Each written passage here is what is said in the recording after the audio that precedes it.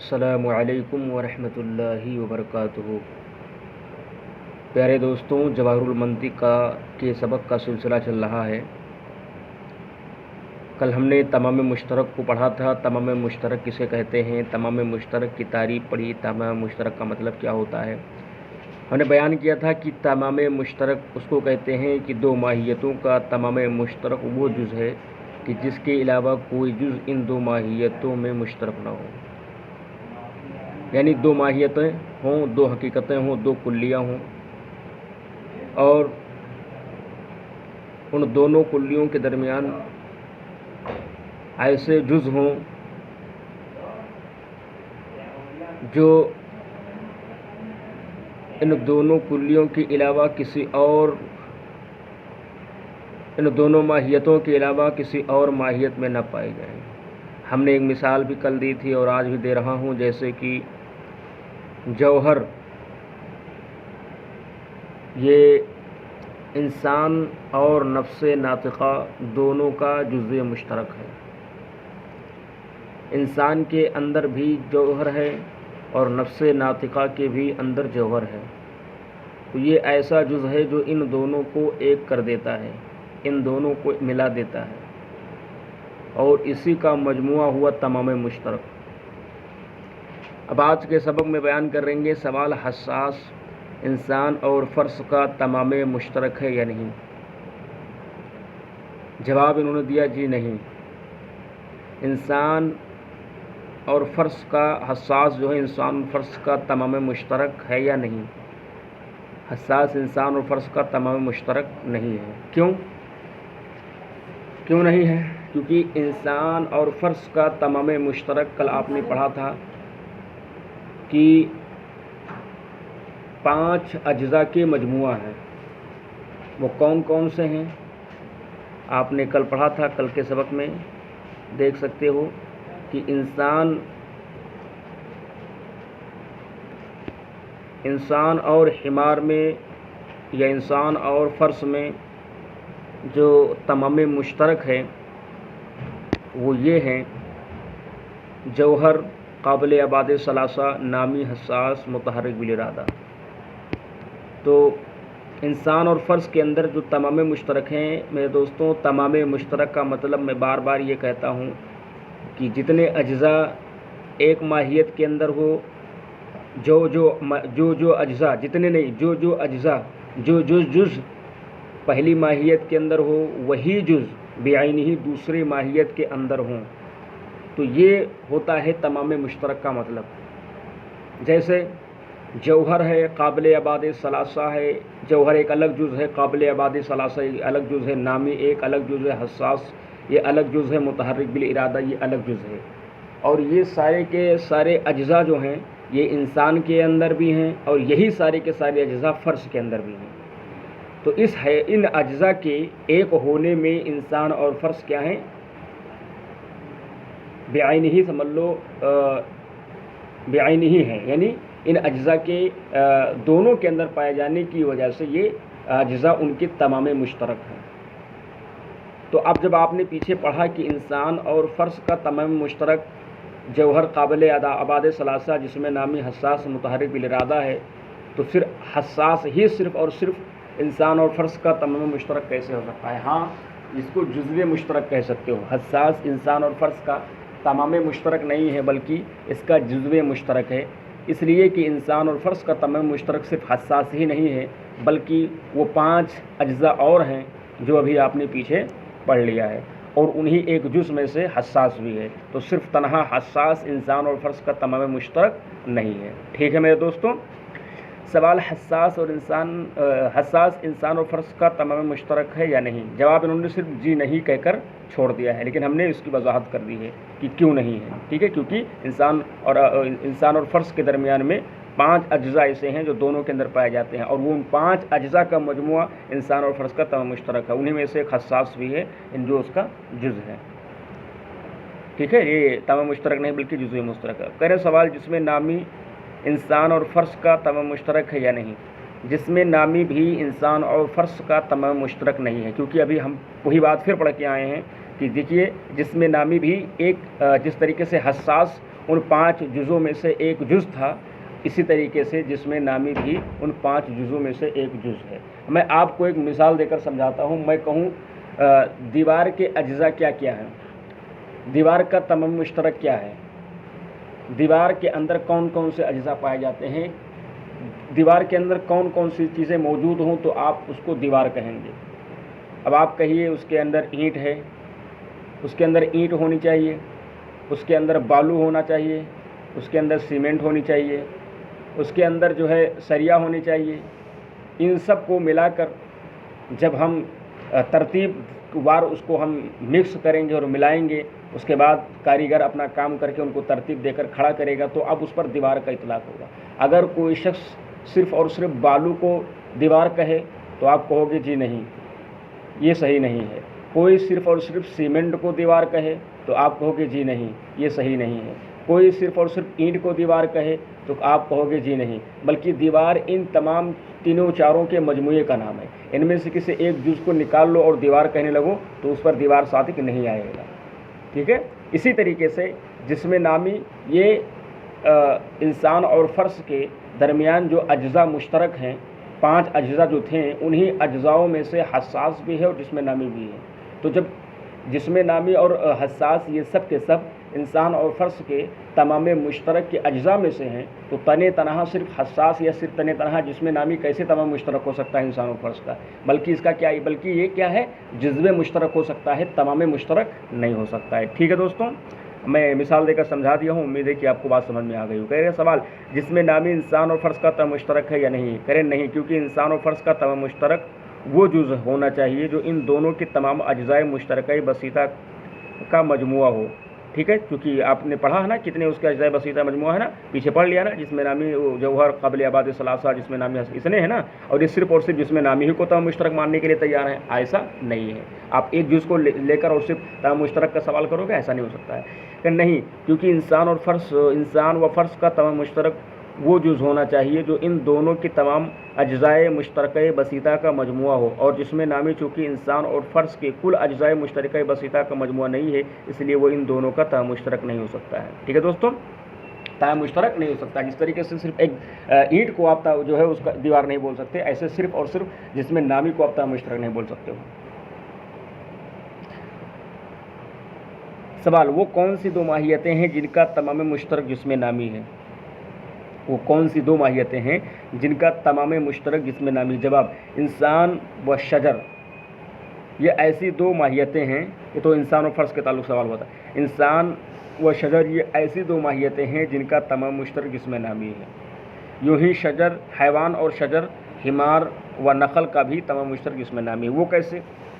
देखो दोस्तों, उन्होंने क्या कहा, इंसान और शजर का तमाम मुश्तरक जिस्म नामी है। क्योंकि अगर हम आपसे सवाल करें, अब आपको गौर करना चाहिए कि तमाम मुश्तरक का मतलब यही होता है ना कि जो जुज़ दोनों के अंदर पाया जाए। तो हम देखते हैं कि शजर को देखें, शजर के अंदर क्या है, नमूवत है, जिसमें नामी यानी उसके अंदर नमूवत है, बढ़ने वाला जिस्म है, और इंसान भी क्या है, जिसमें नामी है, बढ़ने वाला जिस्म है। इंसान के अंदर और भी जुज़ पाए जाते हैं, मिसाल के तौर पर जौहर है, काबिल आबाद सलासा है, ठीक है ना, और हसास है, मुतहर्रिक बिल इरादा है। तो जो दरख्त के अंदर, शजर के अंदर जौहर काबिल आबाद सलासा तो है, लेकिन क्या हसास है, मुतहर्रिक बिल इरादा है, नातिक है?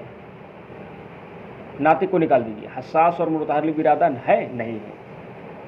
तो पता चला कि इंसान और फ़र्श के अंदर, इंसान और शजर के अंदर कोई एक ऐसा ही जुज़ है जो इन दोनों के अंदर पाया जाता है, और वो है जिस्म नामी, यानी बढ़ने की सलाहियत। तो जिस्म नामी होना इंसान के अंदर भी है, और जिस्म नामी होना, नमूवत की सलाहियत होना, यानी नामी होना इंसान के अंदर भी है और नामी होना शजर के अंदर भी है। इस वजह से ये दोनों एक दूसरे के क्या हैं, تمام یہ جز ان دونوں کے درمیان میں مشترک ہے. تو اس وجہ سے ہم انسان اور شجر کے بارے میں کہہ سکتے ہیں کہ جسم نامی ان دونوں کا کیا ہے تمام میں مشترک ہے. اگر ہم جوہر اور قابل آباد ثلاثہ کی بات کریں تو چونکہ انہوں نے جوہر اور قابل آباد ثلاثہ کے بارے میں سوال نہیں کیا ہے. ٹھیک ہے دوستوں, انہوں نے جسم نامی کے تعلق سے سوال کیا ہے کہ جسم نامی انسان اور شجر کا تمام مشترک ہے یا نہیں. تو اب چونکہ جسم نامی انسان اور شجر کا تمام مشترک ہے, اور انسان اور فرش کا جو پیچھے سوال ہوا تھا کہ انسان اور فرش کا تمام مشترک جسم نامی ہے یا نہیں, تو اس کا اس لیے ہم نے جواب یہ دیا تھا کہ جسم نامی چونکہ وہاں پر جو ہے تمام مشترک کے جز میں سے تھا, اور انسان اور شجر کے درمیان میں جو تمام مشترک کے اجزاء ہیں تو مین جو ہے اس کے اندر جو اخص الخاص یا یہ کہہ لو مین جو جز ہے وہ جسم نامی ہی ہے دونوں کے اندر. اس وجہ سے انسان اور شجر کا جسم نامی, انسان اور شجر کا جو ہے تمام مشترک جسم نامی ہے یہاں پر. ٹھیک ہے دوستوں, کریں سوال وہ کون سی ماہیتیں ہیں جن کا تمام مشترک جسم نامی ہے؟ انسان اور شجر یہ ایسی دو ماہیتیں ہیں جن کا تمام مشترک جسم نامی ہے. یوں ہی حیوان اور شجر حمار اور نقل کا بھی تمام مشترک جسم نامی ہے. ٹھیک ہے, حیوان شجر ان کے اندر بھی نموت ہے, شجر کے اندر بھی نموت ہے, حمار کے اندر بھی نموت ہے, نقل کے اندر بھی نموت ہے. تو ان نامی ہونے میں کیا ہے, یہ نامی ہونا یہ ایسا جز ہے جو دونوں کے اندر مشترک ہے. سوال انسان اور قابل آباد ثلاثہ کا تمام مشترک کیا ہے؟ انسان اور قابل آباد ثلاثہ کا تمام مشترک کیا ہے؟ جواب ان دونوں کا تمام مشترک کچھ نہیں ہے. انسان اور کیونکہ انسان ایک مرکب کلی ہے, انسان مرکب کلی ہے نا, اور قابل آباد ثلاثہ کلی نہیں. ہاں, اور قابل آباد ثلاثہ کلی ہے, اب قابل آباد ثلاثہ کلی ہے, یعنی انسان جو ہے یہ ایک مرکب کلی, کیونکہ وہ انسان کس کس سے بنا ہے؟ حیوان اور ناطق سے بنا ہے. اور قابل آباد ثلاثہ ایک بسیط کلی ہے. ٹھیک ہے, اور جو ہے مرکب اور بسیط کے درمیان میں کوئی جز مشترک نہیں ہے, تو تمام مشترک کہاں سے ہوگا؟ قابل آباد ثلاثہ کسے کہتے ہیں؟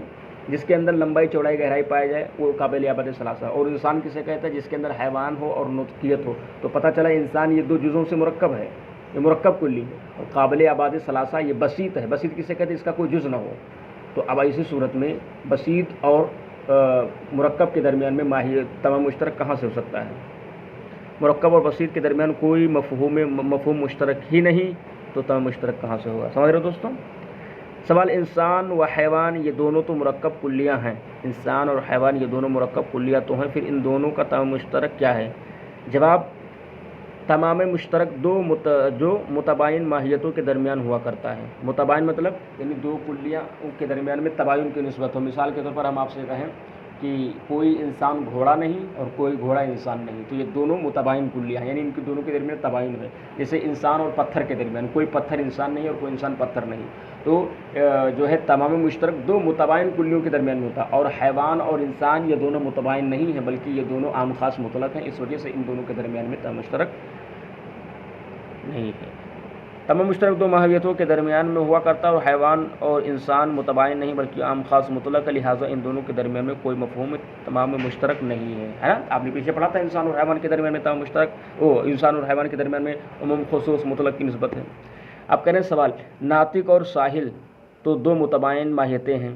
ٹھیک ہے, کیونکہ ناطق الگ چیز ہے اور ساحل الگ چیز ہے, تو ان دونوں کا تمام مشترک کیا ہے؟ کریں جواب بے شک ناطق اور ساحل ضرور متباین ہیں, لیکن چونکہ دونوں وسیط ہیں اس لیے ان کے درمیان میں کوئی مفہوم مشترک نہیں ہے.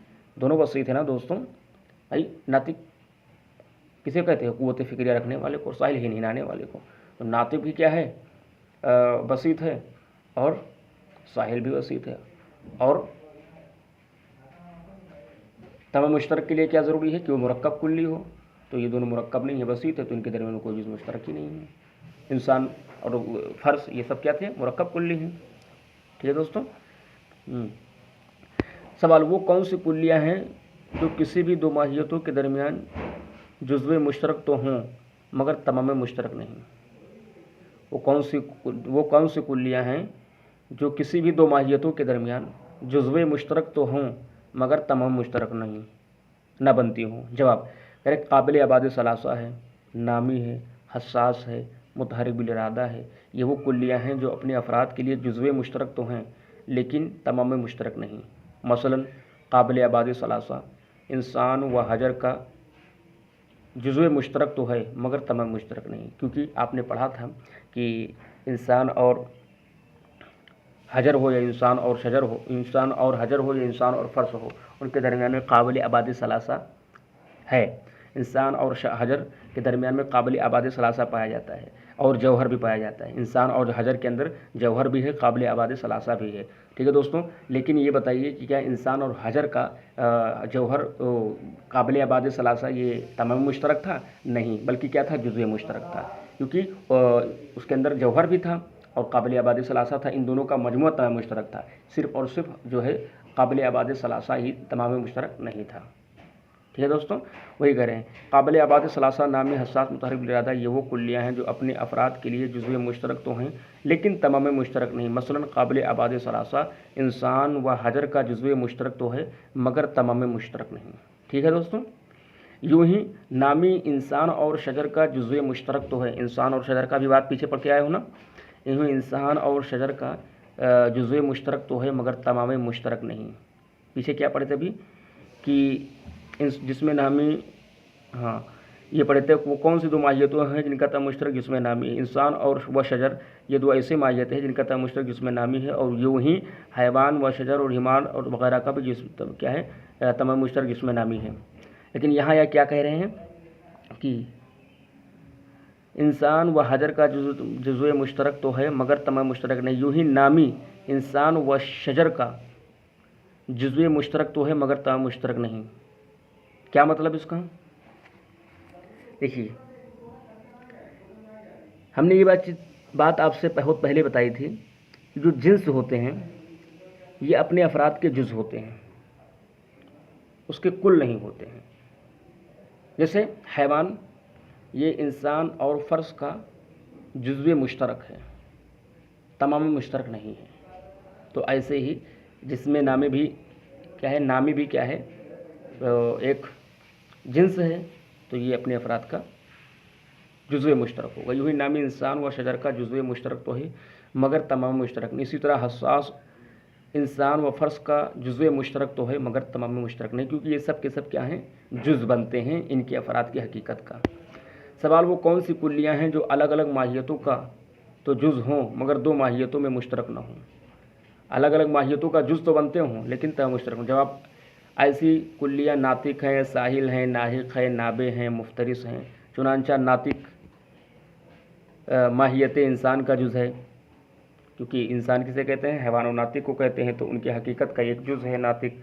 اسی طریقے سے انسان کے علاوہ کسی دوسرے ماہیت میں نہیں پایا جاتا ہے نا، یعنی ناطق انسان کے علاوہ کسی اور ماہیتوں میں نہیں پایا جاتا۔ یوں ہی ساحل ماہیت فرس کے ساتھ ہے، کیونکہ ہم اگر آپ سے پوچھیں فرس کسے کہتے ہیں تو آپ کہتے ہو حیوان ساحل کو، تو یہاں پر ساحل بھی انسان کا کیا ہے؟ وہ ساحل بھی فرس کا کیا ہے؟ جز ہے، یعنی حقیقت کا جز بنتا ہے۔ ناحق ماہیت کی حمار کے ساتھ، نابہ ماہیت کلب کے ساتھ، مفترس ماہیت اسد کے ساتھ، یہ سب کے ساتھ جو ہیں ان کی حقیقت کا جز بنتے ہیں۔ حاصل کلام یہ ہے کہ جو کلی کسی ماہیت کا جز واقع ہو وہ یا تو تمام مشترک ہوگی یا جزو مشترک ہوگی یا جزو خاص ہوگی۔ مثلاً حیوان، انسان اور فرس کے تمام مشترک ہیں حساس، ٹھیک ہے۔ مثلاً حیوان، انسان اور فرس، ہاں مثلاً حیوان، انسان اور فرس کا تمام مشترک ہے، ٹھیک ہے۔ حیوان جو ہے انسان اور فرس کا تمام مشترک ہے، ٹھیک ہے دوستوں۔ حساس انسان اور فرس کا جزو مشترک ہے، یہ دونوں کے اندر جز بن کر پایا جاتا ہے، اور ناطق انسان کا جزو خاص ہے۔ تو یہ رہا آج کا سبق۔ کوئی بات سمجھ میں نہ آئے تو آپ حضرات پوچھ سکتے ہو، مجھے تو بہت آسان سبق یہ لگ رہا ہے، اور ویسے بھی آپ پڑھ رہے ہو، آپ کو کوئی بات سمجھ میں نہ آئے، بس تھوڑا ہو سکتا ہے کہیں ڈسٹرب ہو جاؤ تو اس کو آپ پوچھ سکتے ہو۔